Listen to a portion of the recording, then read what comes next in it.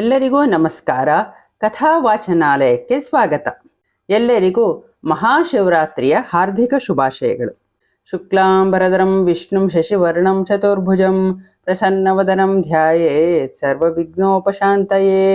ಸರಸ್ವತಿ ನಮಸ್ತುಭ್ಯಂ ವರದೆ ಕಾಮರೂಪಿಣಿ ವಿದ್ಯಾರಂಭಂ ಕರಿಷ್ಯಾಮಿ ಸಿದ್ಧಿರ್ಭವತು ಮೇ ಸದಾ. ಗುರುಬ್ರಹ್ಮ ಗುರುರ್ವಿಷ್ಣು ಗುರುರ್ದೇವೋ ಮಹೇಶ್ವರಃ ಗುರುಃ ಸಾಕ್ಷಾತ್ ಪರಬ್ರಹ್ಮ ತಸ್ಮೈ ಶ್ರೀ ಗುರವೇ ನಮಃ. ಮೃತ್ಯುಂಜಯಾಯ ರುದ್ರಾಯ ನೀಲಕಂಠಾಯ ಶಂಭುವೇ ಅಮೃತೇಶಾಯ ಸರ್ವೇಶಾಯ ಮಹಾದೇವಾಯ ತೇ ನಮಃ. ವಾಗಾರ್ಥವಿವ ಸಂಪೃಕ್ತೌ ವಾಗಾರ್ಥ ಪ್ರತಿಪತ್ತಯೇ ಜಗತಃ ಪಿತರೌ ವಂದೇ ಪಾರ್ವತೀ ಪರಮೇಶ್ವರೌ. ಮಹಾಶಿವರಾತ್ರಿ ಹಿಂದೂಗಳ ಒಂದು ಪ್ರಮುಖವಾದ ಹಬ್ಬ. ಈ ಹಬ್ಬವನ್ನು ಮಾಘ ಮಾಸದ ಬಹುಳ ಚತುರ್ಥಿ ಎಂದು ಆಚರಿಸಲಾಗುತ್ತದೆ. ಸಾಮಾನ್ಯವಾಗಿ ಫೆಬ್ರವರಿ ಅಥವಾ ಮಾರ್ಚ್ ತಿಂಗಳಿನಲ್ಲಿ ಮಹಾಶಿವರಾತ್ರಿ ಹಬ್ಬ ಬರುತ್ತದೆ. ಇಡೀ ದಿನ ಉಪವಾಸ ಜಾಗರಣೆಗಳನ್ನು ಮಾಡಿ 4 ಯಾಮಗಳಲ್ಲೂ ಶಿವನ ಪೂಜೆಯನ್ನು ಮಾಡುವ ಮೂಲಕ ಇದನ್ನು ಆಚರಿಸಲಾಗುತ್ತದೆ. ಈ ದಿನದಂದು ಕೈಲಾಸವಾಸ ಪರಶಿವನನ್ನು ಕೋಟ್ಯಾಂತರ ಜನರು ಭಜಿಸಿ ಪೂಜಿಸುತ್ತಾರೆ. ಶಿಶಿರ ಋತುವಿನ ಮಾಘ ಮಾಸದ ಕೃಷ್ಣ ಪಕ್ಷ ಬಹುಳ ಚತುರ್ದಶಿಯೆಂದು ಬರುವ ಶಿವರಾತ್ರಿಯ ದಿನ ಭಕ್ತಾದಿಗಳು ಶಂಭೋ ಶಂಕರನನ್ನು ನೆನೆದು ಪುನೀತರಾಗುತ್ತಾರೆ. ತನ್ನನ್ನು ನಂಬಿ ಬಂದ ಭಕ್ತರ ಇಷ್ಟಾರ್ಥಗಳಿಗೆ ಎಂದಿಗೂ ನಿರಾಸೆ ಮಾಡದ ದಯಾಮಯಿ ಶಿವನು ಶಿವರಾತ್ರಿಯಂದು ದೇಶಾದ್ಯಂತ ಅವನಿಗೋಸ್ಕರ ವಿಶೇಷ ಪೂಜೆಗಳು ನೆರವೇರಿದಾಗ ಅವನು ಸಂತೃಪ್ತನಾಗುತ್ತಾನೆ. ಇಡೀ ಭಾರತದಾದ್ಯಂತ ಬಹುತೇಕ ಎಲ್ಲ ಭಾಗಗಳಲ್ಲೂ ಆಚರಿಸುವ ಹಬ್ಬ ಶಿವರಾತ್ರಿ. ಈ ಹಬ್ಬದ ದಿನದಂದು ದಿನವಿಡೀ ಪೂಜೆ ಉಪವಾಸವನ್ನು ಮಾಡಿ ರಾತ್ರಿ ಇಡೀ ಜಾಗರಣೆಯನ್ನು ಮಾಡಿ ಶಿವನನ್ನು ಆರಾಧಿಸುವ ಸಂಪ್ರದಾಯವಿದೆ. ಶಿವರಾತ್ರಿಯ ದಿನ ರಾತ್ರಿ ಪೂಜೆಯೇ ವಿಶೇಷ. ಸಾಮಾನ್ಯವಾಗಿ ಎಲ್ಲ ಹಬ್ಬಗಳಲ್ಲಿಯೂ ದೇವರಿಗೆ ಹಗಲು ಪೂಜೆ ನಡೆಯುತ್ತದೆ. ಆದರೆ ಶಿವರಾತ್ರಿಯ ದಿನ ಮಾತ್ರ ರಾತ್ರಿ ಹೊತ್ತು ಪೂಜೆ ಭಜನೆ ನಡೆಸುವ ವಿಶೇಷವಾದ ಆಚರಣೆ ಇದೆ.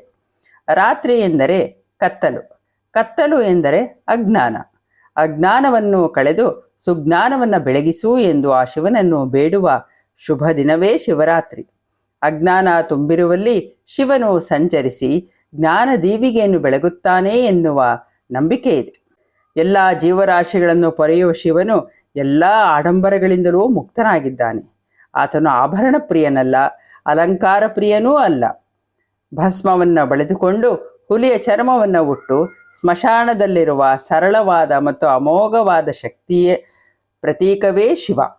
ಶಿವನು ಸರಳತೆ, ಪ್ರಾಮಾಣಿಕತೆ ಮತ್ತು ನಿಷ್ಕಲ್ಮಶ ಮನಸ್ಸುಗಳ ಪ್ರತೀಕ, ಛಲಬಿಡದ ಸಾಧನೆಯ ದ್ಯೋತಕ. ಧ್ಯಾನಪ್ರಿಯ ಶಿವನು ಭಕ್ತರಿಂದ ಬಯಸುವುದು ನಿಷ್ಕಲ್ಮಶವಾದ ಮತ್ತು ಪ್ರಾಮಾಣಿಕವಾದ ಭಕ್ತಿ ಮಾತ್ರ. ತೋರಿಕೆಯ ಮತ್ತು ಆಡಂಬರದ ಪೂಜೆಯನ್ನು ಬಯಸದ ಮಹಾದೇವನನ್ನು ಇಂದ್ರಿಯ ನಿಗ್ರಹ, ಧ್ಯಾನ, ಸಂಯಮ ಮತ್ತು ವಿಶ್ವಾಸಭರಿತರಾಗಿ ಶಿವರಾತ್ರಿಯೆಂದು ಧ್ಯಾನಿಸಿದರೆ ಆತನು ಪ್ರಸನ್ನಗೊಳ್ಳುತ್ತಾನೆ. ಎಲ್ಲ ಆಡಂಬರಗಳಿಂದ ಮುಕ್ತನಾಗಿ ಸರಳ ಮನಸ್ಸಿನಿಂದ ಪರಶಿವನನ್ನು ನೆನೆದು ಭಜಿಸಿ ಶಿವರಾತ್ರಿಯನ್ನು ಆಚರಿಸಬೇಕು. ಸರಳತೆ, ಪ್ರಾಮಾಣಿಕತೆ, ಸತ್ಯ ಮತ್ತು ಶಕ್ತಿಯ ದೇವತೆ ಈಶ್ವರ. ಈ ಲೋಕದಲ್ಲಿರುವ ಎಲ್ಲ ಸಂಕಷ್ಟಗಳನ್ನು ಪರಿಹಾರ ಮಾಡುವವನು ಆ ಮಹಾಶಿವ. ಮಾಘ ಮಾಸದ ಕೃಷ್ಣ ಪಕ್ಷದ ಚತುರ್ದಶಿಯೆಂದು ಆಚರಿಸಲಾಗುವ ಶಿವರಾತ್ರಿ ಶಿವಭಕ್ತರ ಪಾಲಿಗೆ ಮಂಗಳಕರವಾದ ರಾತ್ರಿ. ಹಗಲು ಉಪವಾಸವಿದ್ದು ರಾತ್ರಿಯ ವೇಳೆ ಜಾಗರಣೆಯನ್ನು ಮಾಡಿ ಶಿವಧ್ಯಾನವನ್ನು ಮಾಡಿ ಶಿವನ ಕೃಪೆಗೆ ಪಾತ್ರರಾಗುವ ಶುಭ ದಿನವೇ ಶಿವರಾತ್ರಿ.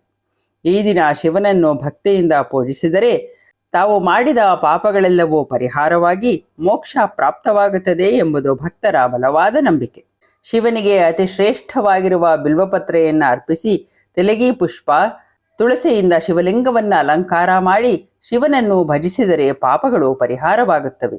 ಮೋಡಗಳೇ ಇಲ್ಲದ ಶುಭ್ರ ಆಕಾಶದಲ್ಲಿ ಬಂದಿರುವ ಚಂದ್ರನ ಬೆಳಕಿನಲ್ಲಿ ಶಿವನಿಗೆ ಅಭಿಷೇಕವನ್ನು ಮಾಡಿ ಆರಾಧಿಸಿದರೆ ಅತ್ಯಂತ ಶ್ರೇಷ್ಠ ಎಂಬ ನಂಬಿಕೆಗಳಿವೆ. ಶಿವರಾತ್ರಿಯ ದಿನವಿಡೀ ಉಪವಾಸವನ್ನು ಮಾಡಿ ಜಾಗರಣೆಯನ್ನು ಮಾಡಿ ಶಿವನನ್ನು ಆರಾಧಿಸಿದರೆ ಸಕಲ ಪಾಪಗಳು ಕಳೆಯುತ್ತವೆ ಎಂಬುದು ನಂಬಲಾಗಿದೆ. ಸನಾತನ ಪರಂಪರೆಯ ಪ್ರಕಾರ ಪ್ರತಿಯೊಂದು ಹಬ್ಬಕ್ಕೂ ಅದರದ್ದೇ ಆದ ತಾತ್ವಿಕ ಮಹತ್ವವಿರುತ್ತದೆ. ಅದೇ ರೀತಿ ಮಾಸಕ್ಕೆ ಅನುಗುಣವಾಗಿ ಹಬ್ಬಗಳು ಬರುತ್ತದೆ. ಅದರಲ್ಲಿ ಮಾಸದ ವೈಶಿಷ್ಟ್ಯವೂ ಇರುತ್ತದೆ. ಅಂತಹ ಹಬ್ಬಗಳಲ್ಲಿ ಒಂದಾದ ಶಿವರಾತ್ರಿ ಹಬ್ಬದ ಬಗ್ಗೆ ತಿಳಿದುಕೊಳ್ಳೋಣ. ಸನಾತನ ಪರಂಪರೆಯ ಪ್ರಕಾರ ಪ್ರತಿಯೊಂದು ಹಬ್ಬಕ್ಕೂ ಅದರದೇ ಆದ ಮಹತ್ವವೂ ಇದೆ. ಅಂತಹ ಹಬ್ಬಗಳಲ್ಲಿ ಒಂದಾದ ಶಿವರಾತ್ರಿ ಮಾಘ ಮಾಸದ ಕೃಷ್ಣ ಪಕ್ಷದ ತ್ರಯೋದಶಿ ತಿಥಿಯ ರಾತ್ರಿ ಕಾಲವನ್ನು ಶಿವರಾತ್ರಿ ಎಂದು ಆಚರಿಸುತ್ತೇವೆ. ಇದು ಅಪರೂಪಕ್ಕೆ ಚತುರ್ದಶಿ ಎಂದೂ ಕೆಲವು ಸಾರಿ ಬರುತ್ತದೆ. ಕಾರಣವೇನೆಂದರೆ ರಾತ್ರಿ ಕಾಲದಲ್ಲಿ ಚತುರ್ದಶಿ ಇರಬೇಕು ಶಿವರಾತ್ರಿಯ ಆಚರಣೆಗೆ. ಆದ ಕಾರಣ ತಿಥಿಗಳು ಕೆಲವು ಸಲ ಮುಂದೆ ಸಾಗುವ ಕ್ರಮವಿರುವುದರಿಂದ ದಿನಗಳಲ್ಲಿ ವ್ಯತ್ಯಾಸ ಕಂಡುಬರುತ್ತದೆ. ಶಿವರಾತ್ರಿ ಎಂದರೆ ಏನು? ಶಿವ ಎಂಬ ಶಬ್ದದ ಅರ್ಥ ಮಂಗಳ ಎಂದು. ರಾತ್ರಿ ಎಂದರೆ ಕತ್ತಲು, ಅರ್ಥಾತ್ ಒಟ್ಟಾರೆ ತಾತ್ಪರ್ಯ ಮಂಗಲಮಯವಾದ ರಾತ್ರಿ ಎಂದು ಅರ್ಥ. ಇಡೀ ಜಗತ್ತಿನ ದುಃಖವನ್ನು ನಾಶ ಮಾಡುವ ಶಕ್ತಿ ಶಿವನಿಗೆ ಇದೆ. ಅಂತಹ ಶಿವನು ಪಾರ್ವತಿಯೊಂದಿಗೆ ಜಗತ್ತಿನ ಎಲ್ಲ ಚರಾಚರ ವಸ್ತುಗಳಲ್ಲಿ ಆ ರಾತ್ರಿಯನ್ನು ವಿಹರಿಸುತ್ತಾನೆ ಎನ್ನುವುದು ಪುರಾಣಗಳ ಮಾತು. ಈ ಮಾತಿನ ಮೇಲೆ ನಂಬಿಕೆಯಿಂದ ಮಾಘ ಮಾಸದ ತ್ರಯೋದಶಿಯ ರಾತ್ರಿ ಶಿವಭಕ್ತರೆಲ್ಲರೂ ಅವನ ನಾಮಸ್ಮರಣೆಯನ್ನು ಮಾಡುತ್ತಾ ಜಾಗರಣೆಯನ್ನು ಮಾಡುತ್ತಾರೆ. ಶಾಸ್ತ್ರಗಳ ಪ್ರಕಾರ ಶಿವ ಎಂದರೆ ಪುರುಷ, ಶಕ್ತಿ ಎಂದರೆ ಪಾರ್ವತಿ ಅರ್ಥಾತ್ ಸ್ತ್ರೀ. ಅದುವೇ ಪ್ರಕೃತಿ ಪುರುಷ ಮತ್ತು ಪ್ರಕೃತಿ ಪುರುಷರ ಸಂಯೋಗ ಈ ರಾತ್ರಿ ನಡೆಯುತ್ತದೆ. ಇದೊಂದು ಅಲೌಕಿಕ ಕ್ಷಣ. ಇದನ್ನೇ ಶಾಸ್ತ್ರಗಳಲ್ಲಿ ಹೀಗೆನ್ನುತ್ತಾರೆ, ಶಿವಶಕ್ತ್ಯಾಯುಕ್ತ ಯದಿ ಭವತಿ ಶಕ್ತಃ. ಅದರ ಅರ್ಥ ಏನೆಂದರೆ ಶಿವನು ಶಕ್ತಿಯೊಂದಿಗೆ ಜೊತೆಯಾಗಿರುವ ಸ್ಥಿತಿ ಯಾವಾಗ ಆಗುತ್ತದೋ ಆಗ ಜಗತ್ತು ಅತ್ಯಂತ ಪ್ರಭಾವವುಳ್ಳದ್ದಾಗುತ್ತದೆ. ಶುಭಕರ, ಮಂಗಳಕರ, ಒಳ್ಳೆಯದನ್ನು ಮಾಡುವವನು, ಶ್ರೇಯಸ್ಕರ, ಚೆಲುವ, ಸುಂದರ, ಸುಖ ನೀಡುವವನೇ ಶಿವ ಎಂದಿದೆ ಅಮರಕೋಶ. ಓಂ ಸರ್ವಂ ಶಿವಂ ಸತ್ಯಂ ಶಿವಂ ಸುಂದರಂ. ಪರಮ ಮಂಗಳವನ್ನುಂಟು ಮಾಡುವವನು, ಸರ್ವಜ್ಞ ಇತ್ಯಾದಿ ಗುಣಗಳುಳ್ಳ ಪರಶಿವನೇ ಶಿವ. ಶಿವ ಎಂಬ ಎರಡಕ್ಷರ ಉಚ್ಚರಿಸಿದವರಿಗೆ ಅವರವರ ಕೋರಿಕೆಯಂತೆ ಸ್ವರ್ಗ ಮೋಕ್ಷಗಳನ್ನು ಕರುಣಿಸುವವನೂ ಎನ್ನಲಾಗಿದೆ. ಈತನೇ ಶಂಕರ, ಬ್ರಹ್ಮಾಂಡಕ್ಕೆ ಒಡೆಯ, ಸರ್ವ ಜಗದ್ವ್ಯಾಪಿಯಾದ ಕಾರಣ ಈತ ಈಶ್ವರ, ಸಾಂಸಾರಿಕ ತಾಪತ್ರಯ ನಿವಾರಕ. ಪ್ರಳಯ ಕಾಲದಲ್ಲಿ ಎಲ್ಲವನ್ನೂ ಸಂಹಾರ ಮಾಡುವುದರಿಂದ ಈತನು ರುದ್ರ. ಸತ್ಯಸ್ವರೂಪನೇ ಶಿವ, ಶುದ್ಧ ಚೈತನ್ಯ ಶಾಂತಸ್ವರೂಪಿ ಶಿವ. ಸರ್ವಂ ಶಿವಮಯಂ, ಎಲ್ಲವನ್ನೂ ಕೊಡುವವನು ಭೋಗಿಸುವವನು ಎರಡೂ ಶಿವನೇ. ಜಗತ್ತೆಲ್ಲವೂ ಶಿವಮಯ ಎಂದಿದೆ ಶಿವಪುರಾಣ. ಪ್ರತಿ ಜೀವಿಯೂ ಅನುಭವಿಸುವ ಅವಸ್ಥಾತ್ರಯಗಳಾದ ಜಾಗ್ರತ್, ಸ್ವಪ್ನ ಮತ್ತು ಸುಷುಪ್ತಿ ಅವಸ್ಥೆಗಳ ಪೈಕಿ ಶಿವನು ಸುಷುಪ್ತಿ ಸ್ಥಾನದ ಅಭಿಮಾನ ದೇವತೆ ಎಂದಿದೆ ಉಪನಿಷತ್ತುಗಳು. ಶಿವನಿಗೆ ಪೂಜಾ ವಿಧಿಗಳಲ್ಲಿ ಸಮರ್ಪಿಸಬಹುದಾದ ಪುಷ್ಪಗಳೆಂದರೆ ಆರೋಗ್ಯ ಸುಧಾರಣೆಗಾಗಿ ಅರ್ಕ, ದುಷ್ಟ ಕಷ್ಟ ಪರಿಹಾರಕ್ಕಾಗಿ ಚಂಪಕ, ಸರ್ಪಶಾಂತಿಗಾಗಿ ಪುನ್ನಾಗ, ಮನಃಶಾಂತಿಗಾಗಿ ನಂದ್ಯಾವರ್ತ, ಪುಣ್ಯ ನದಿಗಳಲ್ಲಿ ಸ್ನಾನ ಮಾಡಿದ ಫಲಕ್ಕಾಗಿ ಪಾಟಲಪುತ್ರ, ವಾಂಛಿತ ಕಾರ್ಯ ಸಾಧನೆಗಾಗಿ ಬೃಹತೀಪತ್ರೆ, ಶರೀರ ಶಾಂತಿಗಾಗಿ ಕರವೀರಪತ್ರೆ, ಶತ್ರುನಾಶಕ್ಕೆ ದ್ರೋಣಪತ್ರೆ, ಲಕ್ಷ್ಮೀ ಕಟಾಕ್ಷಕ್ಕಾಗಿ ಬಿಲ್ವಪತ್ರೆ, ಪಾಪನಾಶಕ್ಕಾಗಿ ಬಕುಳ, ನರರೋಗ ನಾಶಕ್ಕಾಗಿ ಶಮೀಪತ್ರೆಗಳು ಶ್ರೇಷ್ಠ ಎಂಬುದು ಭಕ್ತರ ನಂಬಿಕೆ. ಪರಶಿವನ ಸ್ವರೂಪದಲ್ಲಿರುವ ಸಂಕೇತಗಳ ಸಾರ. ಶಿವ. ಶಿವ ಎಂದರೆ ಮಂಗಳಕರ ಆನಂದ ಸ್ವರೂಪ. ಶಿವಲಿಂಗ ಪುರುಷತ್ವವು ಅಖಂಡ ಮಂಡಲಾಕಾರವನ್ನು ಸೂಚಿಸುತ್ತದೆ. ಲಿಂಗದ ಗೋಳಾಕಾರವನ್ನು ಸೂಚಿಸುತ್ತದೆ. ಕಪ್ಪು ಬಣ್ಣವು ನಿಗೂಢತ್ವವನ್ನು ಸೂಚಿಸುತ್ತದೆ. ಭಸ್ಮ. ಮೂರ್ತ ಪ್ರಪಂಚವೆಲ್ಲವೂ ಶಿವನ ದೃಷ್ಟಿಯಲ್ಲಿ ಹಿಡಿಬೂದಿ. ಎಲ್ಲವೂ ಸುಟ್ಟ ಮೇಲೆ ಉಳಿಯುವುದು ಬರೀ ಬೂದಿ. ಬೂದಿಯನ್ನು ಸುಡಲಾಗದು. ಸುಡುವ ಕೆಡುವ ಕ್ಷಣಿಕ ರೂಪಗಳಿಗೆ ಮಾರು ಹೋಗದೆ ಶಾಶ್ವತವಾದ ಮೂಲ ದ್ರವ್ಯದಲ್ಲಿ ತನ್ಮಯನು ಶಿವ. ಅದರ ಸಂಕೇತವೇ ಭಸ್ಮ. ಪಶುಪತಿ. ಪಶು ಎಂದರೆ ಜೀವ. ಜೀವರನ್ನು ತನ್ನ ಸುತ್ತಲೂ ಸಂಚರಿಸಲು ಬಿಟ್ಟು ತನ್ನ ಪಾಶದಲ್ಲಿ ಕಟ್ಟಿ ಜಗತ್ತಿನ ನಾಟಕವನ್ನು ನಡೆಸುವ ಶಿವನು ನಟರಾಜ. ಸರ್ಪ. ಶಿವನ ಕೊರಳಲ್ಲಿರುವ ಸರ್ಪ ಜಾಗೃತ ಕುಂಡಲಿನಿಯ ಸಂಕೇತವಾಗಿದೆ. ತ್ರಿನೇತ್ರ. ಶಿವನ 3 ಕಣ್ಣುಗಳ ಮಾಂಸದ ಕಣ್ಣುಗಳಲ್ಲಿ ಕಾಲಸ್ವರೂಪಿಗಳಾದ ಸೂರ್ಯ ಚಂದ್ರರು. 3ನೆಯ ಲಲಾಟದ ಮೇಲಿರುವ ಕಣ್ಣು ಜ್ಞಾನ ನೇತ್ರವು. ಇಂತಹ ವ್ಯಾಮೋಹಗಳನ್ನೆಲ್ಲ ಸುಟ್ಟು ಲಯಗೊಳಿಸಿ ನಿತ್ಯ ಸತ್ಯವನ್ನು ತೋರುತ್ತದೆ. ನಂದಿ. ನಂದಿಯೂ ಧರ್ಮದ ಸಂಕೇತ. ಧರ್ಮವಿದ್ದಲ್ಲಿ ನಂದಿ ವಿರಾಜಿಸುತ್ತಾನೆ ಎಂದು ಅರ್ಥ. ಪ್ರದೋಷ ಕಾಲದಲ್ಲಿ ನಂದಿಯನ್ನೇರಿ ಶಿವನು ಸಂಚರಿಸುತ್ತಾನೆ. ದಿನಾಂತ್ಯದಲ್ಲಿ ಕರ್ಮವನ್ನೆಲ್ಲ ಮಾಡಿ ಮುಗಿಸಿ ಅದರ ಧರ್ಮ ಅಧರ್ಮಗಳಿಗೆ ಅನುಸಾರವಾಗಿ ಫಲಗಳನ್ನು ನೀಡುತ್ತಾನೆ. ಲೋಕದ ಜನರ ಧರ್ಮ ಅಧರ್ಮಗಳ ಲೆಕ್ಕಾಚಾರವನ್ನು ಶಿವನಿಗೆ ಒಪ್ಪಿಸುತ್ತಾನೆ ನಂದಿ. ಆದ್ದರಿಂದಲೇ ಶಿವ ದೇವಾಲಯಗಳಲ್ಲಿ ಈಶ್ವರ ಮತ್ತು ನಂದಿಯರ ಮಧ್ಯೆ ನಿಲ್ಲಬಾರದು ಎಂಬ ನಿಯಮವಿದೆ. ನಂದಿಯ ಹಿಂಭಾಗದಲ್ಲಿ ನಿಂತು ಎರಡೂ ಕೊಂಬುಗಳ ಮಧ್ಯೆ ಶಿವನನ್ನು ದರ್ಶಿಸುವ ಪದ್ಧತಿ ಇದೆ. ದಕ್ಷಿಣಾಮೂರ್ತಿ, ದಕ್ಷಿಣಕ್ಕೆ ಮುಖ ಮಾಡಿ ಕುಳಿತಿರುವ ಶಿವ. ದಕ್ಷಿಣ ದಿಕ್ಕು ಯಮನ ದಿಕ್ಕು. ಮೃತ್ಯು ಭೀತಿಯನ್ನು ಗೆದ್ದ ಮೃತ್ಯುಂಜಯ ಶಿವ. ಹಿಮಗಿರಿಯಲ್ಲಿ ಕೊರೆಯುವ ಚಳಿ ಮಳೆ ಗಾಳಿಗಳಿಗೆ ಪರಿವೇ ಇಲ್ಲ ದೇಹಕ್ಕೆ, ಅಂತರಾತ್ಮಕ್ಕಲ್ಲ. ಇದನ್ನೇ ಅಂತರಾತ್ಮನಾದ ಶಿವನ ರೂಪವು ಪ್ರಕಟಿಸುತ್ತದೆ. ಮೃತ್ಯುಂಜಯ, ಸ್ಮಶಾನವೆಂದರೆ ನಮಗೆಲ್ಲ ಭಯ, ಅಸಹ್ಯ. ಹುಟ್ಟಿದ ಮೇಲೆ ಸಾಯಲೇಬೇಕು ಎನ್ನುವ ಸತ್ಯವನ್ನು ನಮಗೆ ನೆನಪಿಸಲು ಸ್ಮಶಾನಕ್ಕಿಂತ ಮಿಗಿಲಾದ ಸ್ಥಳ ಬೇರೊಂದಿಲ್ಲ. ಬಾಗಿಲವರೆಗೆ ಭಾರ್ಯೆ, ಬೀದಿಯವರೆಗೆ ಬಂಧುಗಳು, ಮಸಣದ ತನಕ ಮಗ ಎನ್ನುವ ಲೋಕೋಕ್ತಿ ಇದೆ. ಮರಣಾನಂತರದ ಜೀವಕ್ಕೆ ಯಾರು ಜೊತೆ? ಶಿವನೇ ಗತಿ. ಮರಣಕಾಲದಲ್ಲಿ ಜೊತೆಗಿರುವ ಪರಮಾಪ್ತ ಮಿತ್ರ ಎಂದರೆ ಶಿವನೇ. ಭೂತನಾಥ, ದೇಹವನ್ನು ಕಳೆದುಕೊಂಡು ಹೊಸ ಜನ್ಮವನ್ನು ಪಡೆಯದೆ ಅತಂತ್ರ ಸ್ಥಿತಿಯಲ್ಲಿ ಆಯಸ್ಸನ್ನು ತಳ್ಳುವ ಜೀವಗಳೇ ಪ್ರೇತಗಳೆಂದು ಯಾರನ್ನು ಜಗದ ಜನರು ಭಯದಿಂದಲೂ ಅಸ್ಸೇದಿಂದಲೂ ದೂರವಿಡುತ್ತಾರೋ ಅಂಥವರಿಗೆ ಶಿವನೇ ಮಿತ್ರ. ಜಗತ್ತಿನಲ್ಲಿ ಉಚ್ಚ ನೀಚ, ಶುಭ ಅಶುಭ, ಬಡವ ಬಲ್ಲಿದ ಎಂಬ ಲೆಕ್ಕಾಚಾರಗಳೇ ತುಂಬಿದೆ. ಶಿವನು ಅದ್ಯಾವುದನ್ನೂ ಲೆಕ್ಕಿಸದೆ ವಾತ್ಸಲ್ಯದಿಂದ ಜೀವರೆಲ್ಲರನ್ನ ಮುಡಿಗೇರಿಸಿಕೊಳ್ಳುವ ಸಮದರ್ಶಿ. ಏಕಾದಶ ರುದ್ರರು ಯಾರೆಂದರೆ ಶಿವ, ರುದ್ರ, ಶಂಕರ, ನೀಲಲೋಹಿತ, ಈಶಾನ, ವಿಜಯ, ಭೀಮ, ದೇವದೇವ, ಭವೋದ್ಭವ, ಆದಿತ್ಯಾತ್ಮಕ ರುದ್ರ, ಮಹಾದೇವ.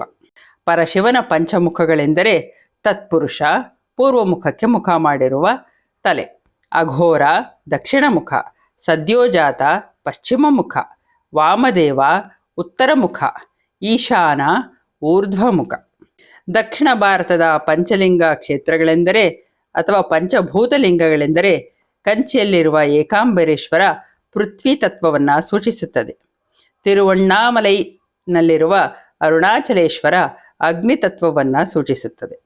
ಶ್ರೀರಂಗಂನಲ್ಲಿರುವ ಜಂಬುಕೇಶ್ವರ ಜಲತತ್ವವನ್ನು ನಿರೂಪಿಸುತ್ತದೆ. ಕಾಳಹಸ್ತಿಯಲ್ಲಿರುವ ಶ್ರೀ ಕಾಳಹಸ್ತೇಶ್ವರ ವಾಯು ತತ್ವವನ್ನು ಸೂಚಿಸುತ್ತದೆ. ಚಿದಂಬರಂನಲ್ಲಿರುವ ನಟರಾಜ ಆಕಾಶ ತತ್ವವನ್ನು ಸೂಚಿಸುತ್ತದೆ. ಇದಲ್ಲದೆ ಕರ್ನಾಟಕದಲ್ಲಿರುವ ತಲಕಾಡಿನಲ್ಲಿರುವ ಪಂಚಲಿಂಗಗಳೆಂದರೆ ವೈದ್ಯನಾಥೇಶ್ವರ, ಮರಳೇಶ್ವರ, ಪಾತಾಳೇಶ್ವರ, ಮುಡುಕುತೊರೆಯ ಮಲ್ಲಿಕಾರ್ಜುನ ಮತ್ತು ಅಗಸ್ತ್ಯೇಶ್ವರ. ಶಿವನನ್ನು ಆರಾಧಿಸಲು ಶುಭ ದಿನಗಳೆಂದರೆ ಕಾರ್ತೀಕ ಮಾಸದ ಎಲ್ಲ ಸೋಮವಾರಗಳು ಅತ್ಯಂತ ಪವಿತ್ರವಾದದ್ದು. ಮಾಘ ಮಾಸದಲ್ಲಿ ಆಚರಿಸುವ ಶಿವರಾತ್ರಿಯ ಹಬ್ಬ ಅತಿ ಪ್ರಧಾನವಾದದ್ದು. ಭೀಮನ ಅಮಾವಾಸ್ಯೆ ಮಹಿಳೆಯರು ಶಿವನನ್ನು ಆರಾಧಿಸಿ ಸೌಭಾಗ್ಯವನ್ನು ಪಡೆದಂತಹ ದಿನ. ಅಮಾವಾಸ್ಯೆ ಸೋಮವಾರ ವರದ ಶಂಕರ ವ್ರತ. ಪ್ರತಿ ಮಾಸದ ಚತುರ್ದಶಿಯ ದಿನ ಮಾಸ ಶಿವರಾತ್ರಿ. ಪ್ರತಿ ಪಕ್ಷದ ತ್ರಯೋದಶಿಯ ಸಂಜೆ ಪ್ರದೋಷ ಪೂಜೆ ಶಿವನಿಗೆ ಅತ್ಯಂತ ಪ್ರಿಯವಾದದ್ದು. ಪ್ರತಿ ಹುಣ್ಣಿಮೆಯಲ್ಲಿ ಉಮಾಮಹೇಶ್ವರ ಪೂಜೆ ಅತ್ಯಂತ ಪ್ರಧಾನವಾದದ್ದು. ಪೌರಾಣಿಕ ಹಿನ್ನೆಲೆ. ಶಿವಪುರಾಣದಲ್ಲಿ ಶಿವರಾತ್ರಿಯ ಆಚರಣೆಯ ಬಗ್ಗೆ ಇರುವ ಒಂದು ಸಣ್ಣ ಕಥೆ ಈ ರೀತಿ ಇದೆ. ದೇವಲೋಕದಲ್ಲಿ ಒಮ್ಮೆ ಬ್ರಹ್ಮ ಹಾಗೂ ವಿಷ್ಣುವಿನ ನಡುವೆ ಯಾರು ಶ್ರೇಷ್ಠರು ಎಂಬ ವಿಷಯಕ್ಕೆ ವಾಗ್ವಾದಗಳು ನಡೆಯುತ್ತಿದ್ದವು. ಮಹಾದೇವತೆಗಳಿಬ್ಬರನ್ನೂ ಸಮಾಧಾನ ಮಾಡುವುದು ದುರ್ಲಭ ಎನಿಸಿದಾಗ ದೇವತೆಗಳೆಲ್ಲರೂ ಹೋಗಿ ಪರಶಿವನನ್ನು ಬೇಡಿಕೊಳ್ಳುತ್ತಾರೆ. ಆಗ ವಿಷ್ಣು ಹಾಗೂ ಬ್ರಹ್ಮರ ಇಬ್ಬರ ಜಗಳವನ್ನು ಶಮನ ಮಾಡುವಂತೆ ಕೋರಿಕೊಳ್ಳುತ್ತಾರೆ. ಆಗ ವಿಷ್ಣು ಮತ್ತು ಬ್ರಹ್ಮರ ನಡುವೆ ಶಿವನು ಅಗ್ನಿ ಕಂಬದ ರೂಪದಲ್ಲಿ ಬಂದು ನಿಂತು ತನ್ನ ಮೂಲವನ್ನು ಕಂಡುಹಿಡಿಯಲು ಸೂಚಿಸುತ್ತಾನೆ. ಆಗ ಹಂಸದ ರೂಪವನ್ನು ತಾಳಿದ ಬ್ರಹ್ಮ ಅಗ್ನಿ ಕಂಬದ ಶಿರವನ್ನು ಹುಡುಕಲು ಮೇಲ್ಮುಖವಾಗಿ ಹೊರಡುತ್ತಾನೆ. ವಿಷ್ಣುವು ವರಾಹಾವತಾರವನ್ನು ತಾಳಿ ಕಂಬದ ತಳವನ್ನು ನೋಡುವುದಕ್ಕಾಗಿ ಪಾತಾಳಕ್ಕೆ ಇಳಿಯುತ್ತಾನೆ. ಎಷ್ಟು ಮುಂದೆ ಸಾಗಿದರೂ ಬ್ರಹ್ಮ ಹಾಗೂ ವಿಷ್ಣುವಿಗೆ ಅವರಿಬ್ಬರಿಗೂ ಕಂಬದ ಅಂತ್ಯವೇ ಕಾಣುವುದಿಲ್ಲ. ಅನಂತವಾಗಿರುವ ಶಿವನ ಶಕ್ತಿಯನ್ನು ನೋಡಿದ ವಿಷ್ಣು ಹಾಗೂ ಬ್ರಹ್ಮರಿಗೆ ಸತ್ಯದ ಅರಿವಾಗುತ್ತದೆ. ಆದರೆ ಶಿವನ ಜಡೆಯಿಂದ ಕೆಳಗೆ ಬೀಳುತ್ತಿದ್ದ ಕೇತಕಿ ಪುಷ್ಪದ ಬಳಿ ಬ್ರಹ್ಮನು ನೀನು ಎಲ್ಲಿಂದ ಬೀಳುತ್ತಿದ್ದೀಯಾ ಎಂದು ಪ್ರಶ್ನಿಸುತ್ತಾನೆ. ಆಗ ಆ ಪುಷ್ಪವು ನಾನು ಅಗ್ನಿಕಂಬದ ಶಿರದಿಂದ ಬೀಳುತ್ತಿದ್ದೇನೆ ಎಂಬ ಉತ್ತರವನ್ನು ನೀಡುತ್ತದೆ. ಆಗ ಬ್ರಹ್ಮನು ಶಿವನಲ್ಲಿಗೆ ಬಂದು ಕೇತಕಿ ಪುಷ್ಪವನ್ನು ತೋರಿಸಿ ತಾನು ಅಗ್ನಿಕಂಬದ ಶಿರಭಾಗವನ್ನು ನೋಡಿರುವುದಾಗಿಯೂ ಅಲ್ಲಿಂದಲೇ ಕೇತಕಿ ಪುಷ್ಪವನ್ನು ತಂದಿರುವುದಾಗಿಯೂ ಹೇಳುತ್ತಾನೆ. ಇವರಿಬ್ಬರ ಮೋಸವನ್ನು ಅರಿತ ಶಿವನು ಬ್ರಹ್ಮನನ್ನು ಯಾರೋ ಪೂಜಿಸಕೂಡದು ಎಂದು ಶಾಪವನ್ನು ನೀಡಿ ಲಿಂಗರೂಪವನ್ನು ತಾಳುತ್ತಾನೆ. ಅಂದು ಮಾಘ ಮಾಸದ ಬಹುಳ ಚತುರ್ದಶಿಯಾಗಿರುತ್ತದೆ. ಹೀಗಾಗಿ ಶಿವ ಲಿಂಗರೂಪವನ್ನು ತಾಳಿದ ಮಾಘ ಮಾಸದ ಬಹುಳ ಚತುರ್ಥಿ ಎಂದು ಶಿವರಾತ್ರಿಯನ್ನು ಆಚರಿಸಲಾಗುತ್ತದೆ. ಶಿವರಾತ್ರಿಯ ದಿನ ರಾತ್ರಿ ವಿಶೇಷ ಪೂಜೆ ಸಾಮಾನ್ಯವಾಗಿ ನಡೆಯುತ್ತದೆ. ಕೈಲಾಸವಾಸಿ ಶಿವನಿಗೆ ಶಿವರಾತ್ರಿ ಅತ್ಯಂತ ಪ್ರಿಯವಾದ ದಿನವಾಗಿದೆ. ಅದಕ್ಕೆ ಕಾರಣವೂ ಇದೆ. ಶಿವರಾತ್ರಿಯಂದು ತನ್ನನ್ನು ಪೂಜಿಸುವ ಭಕ್ತರಿಗೆ ಅವನು ವಿಶೇಷವಾಗಿ ಅನುಗ್ರಹವನ್ನು ನೀಡುತ್ತಾನೆ.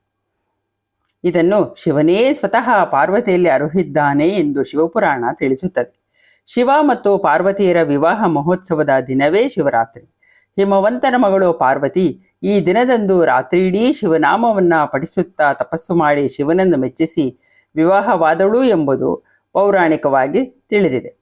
ಶಿವ ರುದ್ರ ತಾಂಡವವನ್ನು ಮಾಡಿದ ರಾತ್ರಿಯೂ ಇದೇ ಎನ್ನಲಾಗುತ್ತದೆ. ದೇವತೆಗಳು ಹಾಗೂ ಅಸುರರ ನಡುವೆ ನಡೆದ ಸಮುದ್ರ ಮಂಥನದಲ್ಲಿ ವಿಷವು ಉದ್ಭವವಾದಾಗ ಅದನ್ನು ಶಿವನು ಕುಡಿದ. ವಿಷ ಗಂಟಲೊಳಗಿಂದ ಇಳಿಯದಂತೆ ಪಾರ್ವತಿಯು ಇಡೀ ರಾತ್ರಿ ಅವನ ಗಂಟಲನ್ನು ಹಿಡಿದು ತಡೆದಳು ಎನ್ನಲಾಗುತ್ತದೆ. ಹಾಗಾಗಿ ಭಕ್ತರು ಇಡೀ ರಾತ್ರಿ ಎಚ್ಚರವಿದ್ದು ನೀಲಕಂಠನನ್ನು ಸ್ತುತಿಸುತ್ತಾರೆ. ಭಗೀರಥನ ತಪಸ್ಸಿಗೆ ಮೆಚ್ಚಿ ಇಳೆಗೆ ಇಳಿದು ಬಂದ ಗಂಗೆಯನ್ನು ಶಿವನು ತನ್ನ ಜಟೆಯಲ್ಲಿ ಬಂಧಿಸಿದ್ದ. ಇದರಿಂದ ವಿಚಲಿತನಾದ ಭಗೀರಥನು ಗಂಗೆಯನ್ನು ಭೂಮಿಗೆ ಹರಿಸುವಂತೆ ಶಿವನನ್ನು ಪ್ರಾರ್ಥಿಸಿದ. ಆತನ ಭಕ್ತಿಗೆ ಮೆಚ್ಚಿ ಶಿವನು ಗಂಗೆಯನ್ನು ಹರಿಯಬಿಟ್ಟದ್ದೂ ಶಿವರಾತ್ರಿಯ ದಿನವೇ ಎನ್ನಲಾಗುತ್ತದೆ. ಲಿಂಗಪುರಾಣದ ಪ್ರಕಾರ ಲಿಂಗರೂಪಿಯಾಗಿ ಭಕ್ತರಿಗೆ ಅನುಗ್ರಹ ನೀಡಿದ ದಿನವೇ ಶಿವರಾತ್ರಿ. ಶಿವನ ಆದಿ ಮತ್ತು ಅಂತ್ಯವನ್ನು ಹುಡುಕಲು ಹೊರಟ ವಿಷ್ಣು ಮತ್ತು ಬ್ರಹ್ಮರಿಗೆ ಶಿವರಾತ್ರಿ ಎಂದು ಶಿವನು ಲಿಂಗರೂಪಿಯಾಗಿ ದರ್ಶನವನ್ನು ನೀಡಿದ ಎಂಬುದು ಪ್ರತೀತಿ ಇದೆ. ಇದು ಸ್ಕಾಂದ ಪುರಾಣದ ಒಂದು ಭಾಗದಲ್ಲಿ ಬಂದಿದೆ. ಮತ್ತೊಂದು ಕಥೆಯ ಪ್ರಕಾರ ಶಿವರಾತ್ರಿಯ ಆಚರಣೆಯ ಕುರಿತಾಗಿ ಪ್ರಚಲಿತದಲ್ಲಿರುವ ಮತ್ತೊಂದು ಜಾನಪದ ಕಥೆ ಎಂದರೆ, ಹಿಂದೆ ಬೇಡನೊಬ್ಬನು ಕಾಡಿನಲ್ಲಿ ಬೇಟೆಗಾಗಿ ತೆರಳಿದ್ದ. ದಿನವಿಡೀ ಅಲೆದರೂ ಆತನಿಗೆ ಯಾವುದೇ ಬೇಟೆಯೂ ಸಿಗಲಿಲ್ಲ. ಬೇಟೆಯನ್ನು ಅರಸಿ ಹೊರಟ ಬೇಡನು ದಾರಿ ತಪ್ಪಿ ಅರಣ್ಯದಲ್ಲಿ ಅಲೆಯತೊಡಗಿದ. ಅದಾಗಲೇ ಸಂಜೆಯಾಗಿತ್ತು. ಕ್ರೂರ ಪ್ರಾಣಿಗಳು ಆತನನ್ನು ಸುತ್ತುವರಿಯತೊಡಗಿದ್ದವು. ಭಯಗ್ರಸ್ತನಾದ ಬೇಡನು ಮರವನೇರಿದ. ಮನದಲ್ಲೇ ಶಿವನನ್ನು ಧ್ಯಾನಿಸುತ್ತಾ ಮರದ ಎಲೆಗಳನ್ನು ಕಿತ್ತು ಕೆಳಗೆ ಹಾಕತೊಡಗಿದ. ಆ ಎಲೆಗಳು ಅವನಿಗೆ ಅರಿವಿಲ್ಲದಂತೆಯೇ ಕೆಳಗಡೆ ಇದ್ದ ಒಂದು ಶಿವಲಿಂಗದ ಮೇಲೆ ಬೀಳತೊಡಗಿದವು. ಕಾಕತಾಳೀಯವೆಂದರೆ ಆತನು ಏರಿದ್ದ ಮರ ಬಿಲ್ವದ ಮರವಾಗಿತ್ತು. ಶಿವರಾತ್ರಿಯಂದು ಪೂರ್ತಿ ಜಾಗರಣೆ ಇದ್ದು ಬಿಲ್ವಪತ್ರೆಯನ್ನು ಶಿವನಿಗೆ ಅರ್ಪಿಸಿದ ಬೇಡನಿಗೆ ಶಿವನು ಅಭಯ ನೀಡಿದ. ಶಿವನೇ ಆತನನ್ನು ರಕ್ಷಿಸಿದ ಎಂಬ ಸುದ್ದಿಯನ್ನು ಹರಡಿ ಭಕ್ತರು ಶಿವರಾತ್ರಿಯಂದು ಶಿವನನ್ನು ಪೂಜಿಸಲು ಪ್ರಾರಂಭಿಸಿದರು. ಪುಣ್ಯದ ಫಲವಾಗಿ ಬೇಡನು ಮುಂದಿನ ಜನ್ಮದಲ್ಲಿ ರಾಜ ಚಿತ್ರಭಾನುವಾಗಿ ಜನಿಸಿದ ಎಂಬುದು ಕಥೆಯಿದೆ.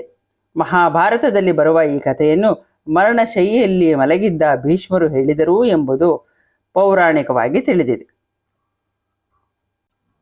ಇನ್ನೊಂದು ಪುರಾಣದ ಪ್ರಕಾರ ಮಾಘ ಬಹುಳ ಚತುರ್ದಶಿಯ ರಾತ್ರಿಯೇ ಶಿವನು ಪಾರ್ವತಿಯನ್ನು ವರಿಸಿದನಂತೆ. ಹೀಗಾಗಿ ಅಂದು ರಾತ್ರಿ ದೇವಾನುದೇವತೆಗಳೆಲ್ಲರೂ ಜಾಗರಣೆ ಮಾಡಿ ಗಿರಿಜಾ ಕಲ್ಯಾಣವನ್ನು ವೀಕ್ಷಿಸಿದರಂತೆ. ಶಿವ ಪಾರ್ವತಿಯ ಇಬ್ಬರನ್ನೂ ಪೂಜಿಸಿದರಂತೆ. ಹೀಗಾಗಿಯೇ ಜಾಗರಣೆಯ ಪದ್ಧತಿ ಆಚರಣೆಗೆ ಬಂದಿದೆ ಎನ್ನುವುದು ನಂಬಿಕೆ.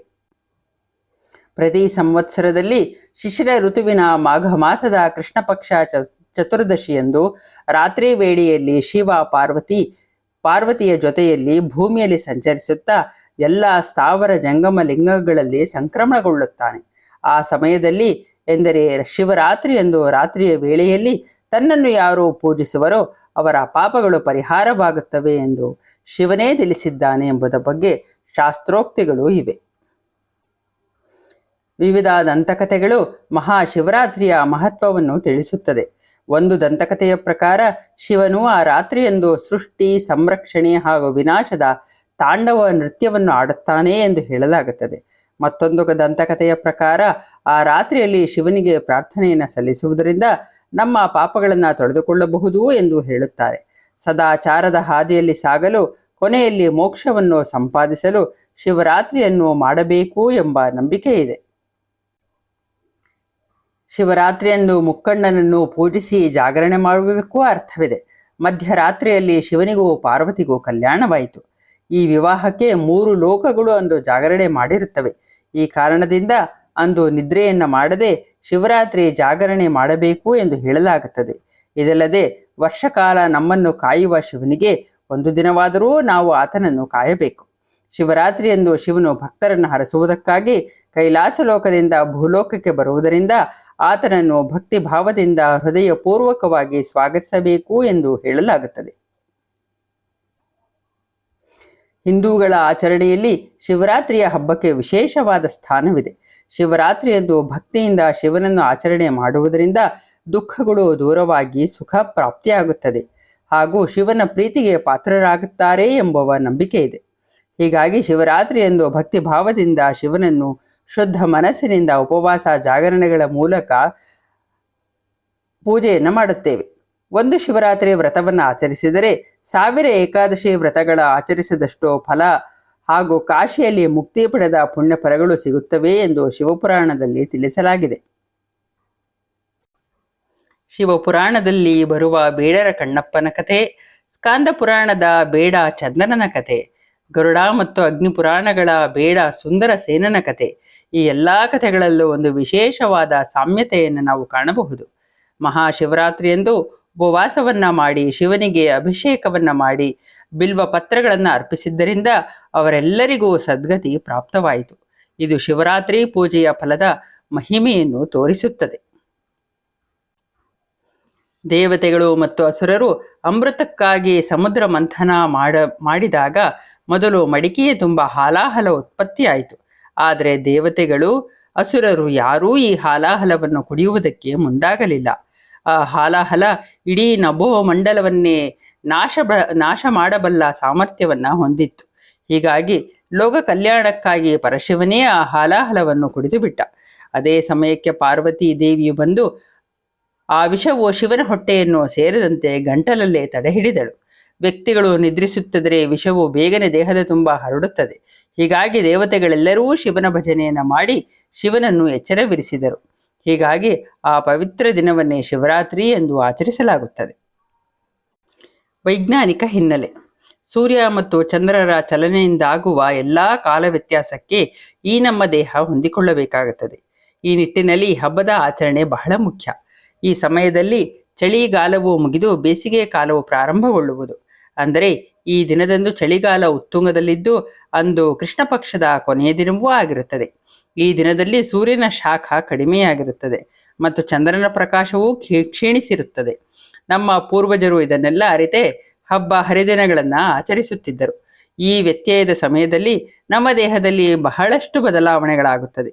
ಈ ಕಾಲ ವ್ಯತ್ಯಾಸದ ಸಮಯದಲ್ಲಿ ನಮ್ಮಲ್ಲಿ ಉಸಿರಾಟದ ತೊಂದರೆ ಎಂದರೆ ನೆಗಡಿ, ಕೆಮ್ಮು, ಶೀತ ಮತ್ತಿತರ ಶೀತದ ಸಮಸ್ಯೆಗಳು ಬರುವುದು ಸಾಮಾನ್ಯ. ಈ ದಿನದಂದು ನಾವು ಮಾಡುವ ಶಿವನ ಪೂಜೆ ಉಪವಾಸಗಳು ನಮಗೆ ಬಹಳ ಉಪಯುಕ್ತವಾಗಿದೆ. ಅಂದು ಪರಶಿವನಿಗೆ ನೀರಿನ ಅಭಿಷೇಕ ಮತ್ತು ಬಿಲ್ವಪತ್ರೆಯ ಪೂಜೆಯನ್ನು ಮಾಡುತ್ತೇವೆ. ಬಿಲ್ವಪತ್ರೆಯಲ್ಲಿ ಉಸಿರಾಟದ ತೊಂದರೆ ನಿವಾರಿಸುವ ಗುಣವಿದೆ. ಬಿಲ್ವವನ್ನು ಲಿಂಗದ ಮೇಲೆ ಹಾಕುವಾಗ ಅದರ ವಾಸನೆ ನಮ್ಮ ದೇಹದ ಒಳಗೆ ಹೋಗುವುದು. ಶಿವಲಿಂಗವು ಕಲ್ಲಿನದಾಗಿದ್ದು ಅದರ ಮೇಲೆ ನೀರನ್ನು ಸುರಿಯುವುದರಿಂದ ಬಹಳಷ್ಟು ಶಕ್ತಿ ಹೊರಹೊಮ್ಮುತ್ತದೆ. ಅದೊಂದು ವಿಶಿಷ್ಟ ಕಲ್ಲಿನಿಂದ ಮಾಡಿದ ಲಿಂಗವಾಗಿರುತ್ತದೆ. ಪೂಜಿಸುವ ದೇಗುಲವನ್ನು ವಾಸ್ತುವಿನ ಪ್ರಕಾರ ಕಟ್ಟಿರುತ್ತಾರೆ. ಈ ಕ್ಷೇತ್ರದಲ್ಲಿ ಹೆಚ್ಚಿನ ಗುರುತ್ವಾಕರ್ಷಣ ಶಕ್ತಿ ಇದ್ದು ಅದನ್ನು ಶಿವಶಕ್ತಿ ಎಂದು ಕರೆಯುವರು. ಇಲ್ಲಿ ಮಂತ್ರಗಳನ್ನು ಪಠಿಸುತ್ತಾ ವಿಶಿಷ್ಟವಾದ ಕಲ್ಲಿನಿಂದ ಕೆತ್ತಿರುವ ಲಿಂಗಕ್ಕೆ ನೀರಿನ ಅಭಿಷೇಕ ಮಾಡುವುದರಿಂದ ಸುತ್ತಮುತ್ತಲಿನಲ್ಲೆಲ್ಲ ಹೆಚ್ಚಿನ ಶಕ್ತಿ ಬರುವುದು ಎನ್ನುವುದು ನಂಬಿಕೆ. ಪೂಜೆ ಮತ್ತು ಆಚರಣೆ. ಬಿಲ್ವದ ಎಲೆ ಹೃದಯವನ್ನು ಹೋಲುತ್ತದೆ ಮತ್ತು ಲಿಂಗ ಪರಮಾತ್ಮನ ಪ್ರತೀಕ. ಆದ್ದರಿಂದ ಇವೆರಡರ ಜೊತೆಗೂಡಿಕೆ ಆತ್ಮ ಮತ್ತು ಪರಮಾತ್ಮಗಳ ಮಿಲನ. ರಾತ್ರಿಯು ಅಜ್ಞಾನದ ಸಂಕೇತವಾಗಿದ್ದು ಆ ವೇಳೆಯಲ್ಲಿ ನಿದ್ರೆ ಮಾಡದೆ ಎಚ್ಚರವಾಗಿರುವುದು ತಿಳುವಳಿಕೆಯ ಕಡೆಗೆ ಹೋಗುತ್ತಿರುವ ಸಂಕೇತ. ಹೀಗೆ ಶಿವರಾತ್ರಿಯ ರಾತ್ರಿ ಜಾಗರಣೆ ಮಾಡುವುದು ಮೋಕ್ಷದ ಕಡೆಗೆ ಹೋಗುವುದು ಎಂದು ತತ್ವಗಳು ತಿಳಿಸುತ್ತದೆ.